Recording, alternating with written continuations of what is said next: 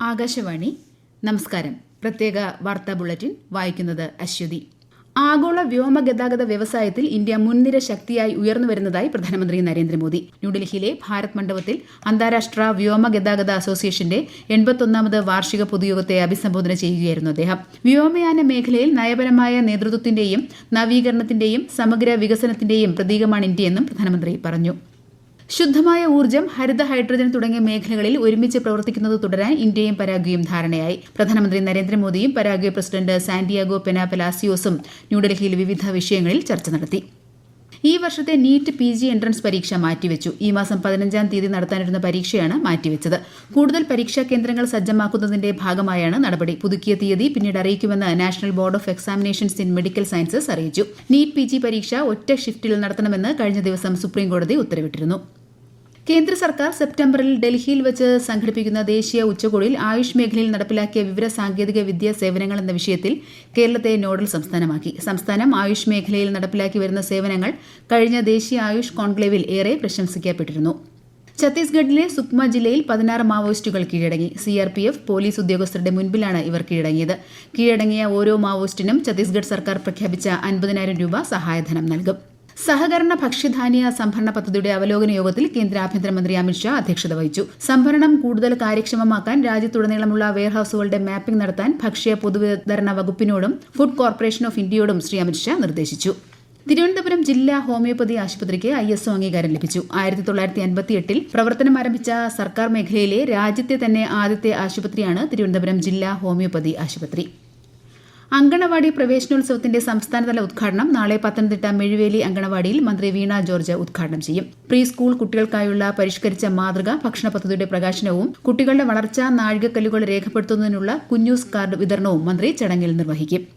സംസ്ഥാനത്തെ സ്കൂളുകളിൽ സർപ്പ വോളണ്ടിയർമാർ നടത്തുന്ന പരിശോധന വിദ്യാർത്ഥികളുടെയും അധ്യാപകരുടെയും സുരക്ഷ മുൻനിർത്തിയാണെന്ന് മന്ത്രി AK ശശീന്ദ്രൻ. കഴിഞ്ഞ ആഴ്ച തുടങ്ങിയ പരിശോധന ഈ ആഴ്ചയിലും തുടരുമെന്ന് മന്ത്രി പറഞ്ഞു. സ്കൂളുകളിലും പരിസരങ്ങളിലും പാമ്പുകളുടെ സാന്നിധ്യം ഒഴിവാക്കി കുട്ടികളുടെ സുരക്ഷ ഉറപ്പാക്കുക എന്ന ലക്ഷ്യത്തോടെയാണ് പദ്ധതി ആവിഷ്കരിച്ചത്.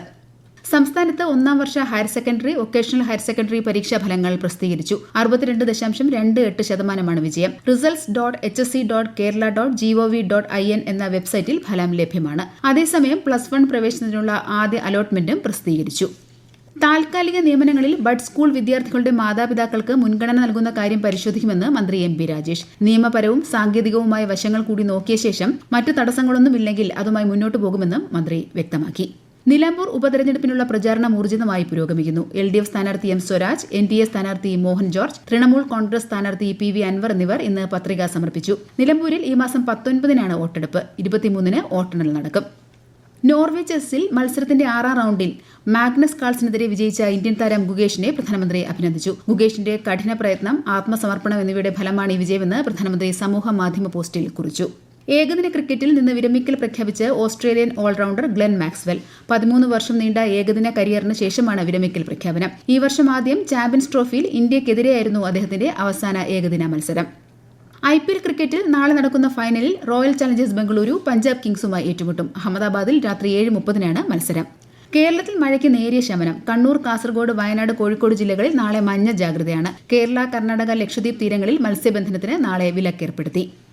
മഴക്കെടുതികളെ തുടർന്ന് ആലപ്പുഴ ജില്ലയിലെ കുട്ടനാട് താലൂക്കിലും അമ്പലപ്പുഴ താലൂക്കിലെ പുറക്കാട് പഞ്ചായത്തിലും എല്ലാ വിദ്യാഭ്യാസ സ്ഥാപനങ്ങൾക്കും ജില്ലാ കളക്ടർ നാളെ അവധി പ്രഖ്യാപിച്ചു. മുൻ നിശ്ചയിച്ച പരീക്ഷകൾക്ക് അവധി ബാധകമല്ല. ആലപ്പുഴ, കോട്ടയം ജില്ലകളിൽ ദുരിതാശ്വാസ ക്യാമ്പുകൾ പ്രവർത്തിക്കുന്ന വിദ്യാഭ്യാസ സ്ഥാപനങ്ങൾക്കും നാളെ അവധിയായിരിക്കും.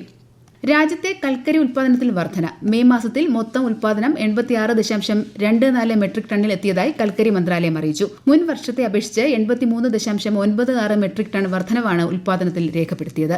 പാരീസിൽ 3 ദിവസത്തെ സന്ദർശനത്തിനെത്തിയ കേന്ദ്രമന്ത്രി പീയൂഷ് ഗോയൽ നാളെ ലോക വ്യാപാര സംഘടനയുടെ മന്ത്രിതല യോഗത്തിൽ പങ്കെടുക്കും. ഫ്രാൻസിലെ വാണിജ്യ വ്യവസായ മന്ത്രിമാരുമായി കേന്ദ്രമന്ത്രി ഉഭയകക്ഷി കൂടിക്കാഴ്ചകൾ നടത്തും. US നിർദ്ദേശിച്ച ഗാസ വെടിനിർത്തൽ കരാറിന്റെ പശ്ചാത്തലത്തിൽ പരോക്ഷ ചർച്ചകൾ നടത്താൻ സന്നദ്ധത അറിയിച്ച് ഹമാസ്. പ്രത്യേക വാർത്താ ബുള്ളറ്റിൻ കഴിഞ്ഞു. അടുത്ത വാർത്താ പ്രക്ഷേപണം നാളെ രാവിലെ 6:45-ന്.